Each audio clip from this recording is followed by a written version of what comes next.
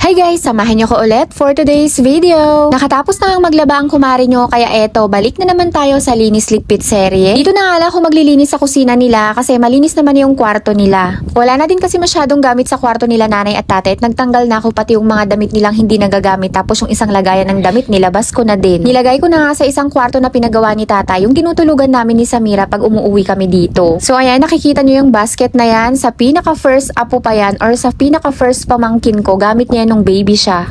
Dito naman sa kusina nila tatay, hindi naman ganun masyadong kakalat. Nagiging makalat lang tignan kasi yung mga gamit lumang-luma na talaga. Gaya ng planggana na yan, mukha na talaga siyang dugyutin pero kahit kuskusin mo, ganyan na talaga siya kasi nga binababaran siya ng tubig. Ayan, may pagkain pa ng pusa ni tatay. Tinataas niya kasi kakainin ng aso pag sa baba nakalagay. Alikabok at agyo nga lang talaga yung kalaban dito, syempre matatanda na yung nakatira. Hindi na priority talaga ang paglilinis, lalo na pag senior citizen na at mahihina na yung mga tuhod. Wag niyo akong uutusan na itapon yung mga antik nilang gamit. Hindi kayo ang mapapagalitan, ako talaga yung malilintikan. Hahabulin ako ng bislak ni tatay.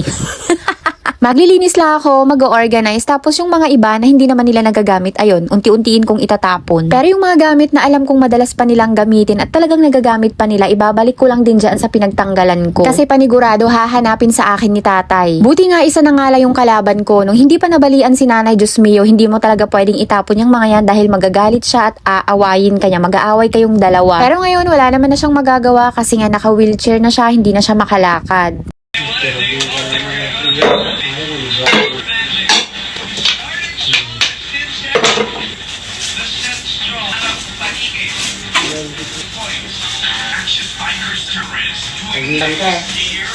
Bumibalik sa gawa, hindi naglam mo.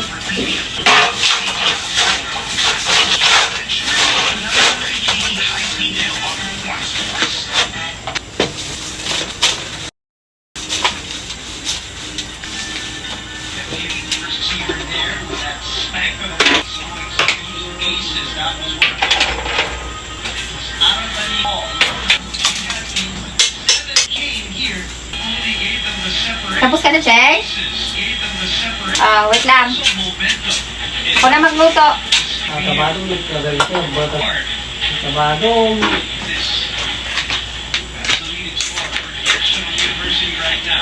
Coming off her 32-point performance. Round beating. You may be one of the mental ones in the day. Thoughts come back on lead to give up. Especially for that the third set where FEU closing out to finish. And the lesson that what's going on.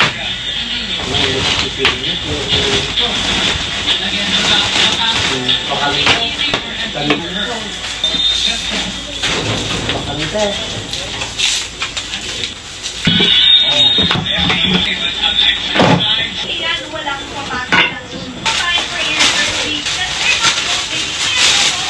Tuloy ko dito pa.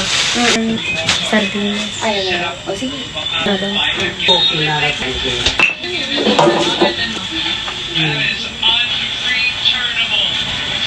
So ayan, may mga nakalagay na sako sa ilalim kasi istakan nila yan ng kahoy. Pero nung time lang yan na kahoy pa sila nagluluto, ngayon kasi meron ng gasol. Tatanggalin ko nga lang yan isa-isa at isasalansan ko lang din yan sa ilalim at magagamit pa nila yan. Magagamit pa din kasi nila yung lutuan nila na yan in case na walang kuryente tapos naubusan ng gasol. Dito kasi sa amin napakadalas mawalan ng kuryente. So ayan, kung makikita nyo, meron pang stock si tatay na sinigit. Yan yung pang-apoy sa kahoy. Dito sa probinsya namin, sinigit yung tawag dyan. Yan kasi yung kawayan. Yan yung aapoyan gamit yung gasera tapos saka ilalagay sa kahoy.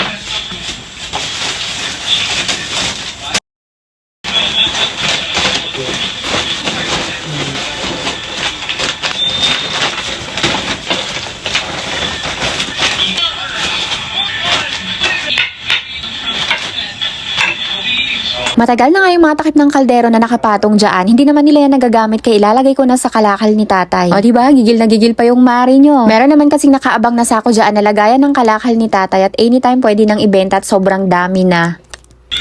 Free ball here.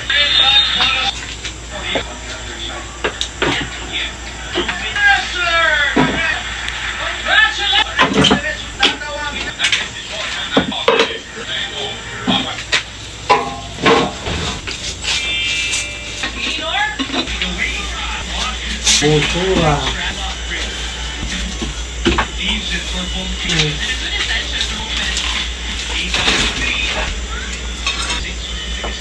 Binabawi. Lopez.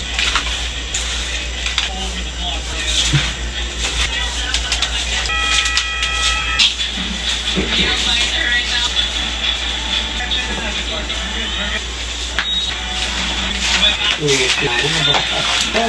Ganda.